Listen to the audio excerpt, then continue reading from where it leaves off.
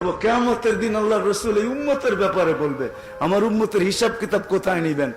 কেন সবারটা যেমন নেই তেমন নিব? তো মাথাটা নিচা হয়ে যাবে। আল্লাহ বুঝবেন, জিজ্ঞেস করবেন মাথা নিচা কেন? বলে সবার সামনে হিসাব কিতাব নিবেন, আমার উম্মতের ভুল ত্রুটি জেনে ফেলবে, আমি লজ্জিত হয়ে যাব। আপনারা বলছেন আমাকে লজ্জা দিবেন না।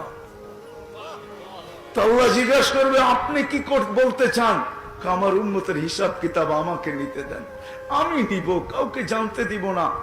তো বলছে বন্ধু, এটা তো ওয়াদার বিপরীত হয়ে যাবে। আপনি যদি আপনার উম্মতের হিসাব কিতাব নেন আর বড় বড় ভুল যখন আপনি দেখবেন, বড় বড় ভুল, আমি কেমনে বুঝাবো? কেমনে বুঝাবো?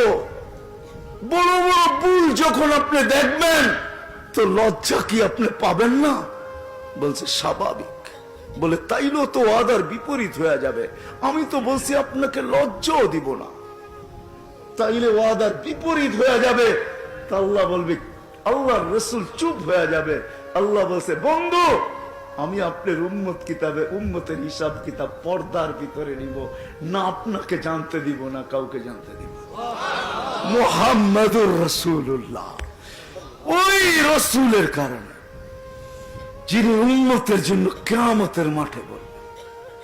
আজকে উম্মত, ওই নবী উম্মতকে সতর্ক করছেন। আমি কেমনে বুঝাবো আপনাদেরকে?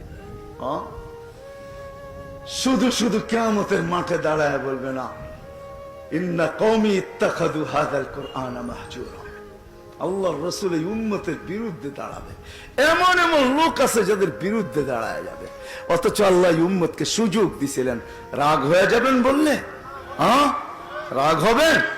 সারা দিন আসতে পারে না এই মজমায় বহুত লোক আছে, 5 বেলা আল্লাহ ডাকে, আল্লাহর ডাকে সাড়া দিতে পারে না। বহুত লোক এখানে আছে, ইচ্ছা সুযোগ পাইলে নামাজ পড়ে, নাইলে পড়ে না। ঠিক না? সুযোগ হইলে পড়ে, সুযোগ পাইলে পড়ে, নাইলে পড়ে না। মন চাইলে পড়ে, নাইলে পড়ে না। 5 বেলা কে ডাকে?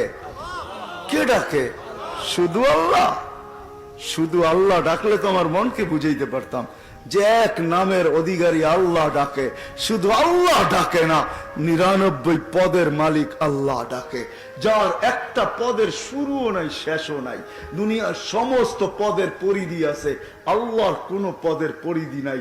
আল্লাহর কোন পদের শুরু নাই, কোন পদের শেষ নাই। আল্লাহ এক নামের অধিকারী না। আল্লাহ শুধু আল্লাহ না, আল্লাহ তো রহমান, আল্লাহ তো রহিম, আল্লাহ তো মালিক, আল্লাহ তো কুদ্দুস, আল্লাহ তো সালাম।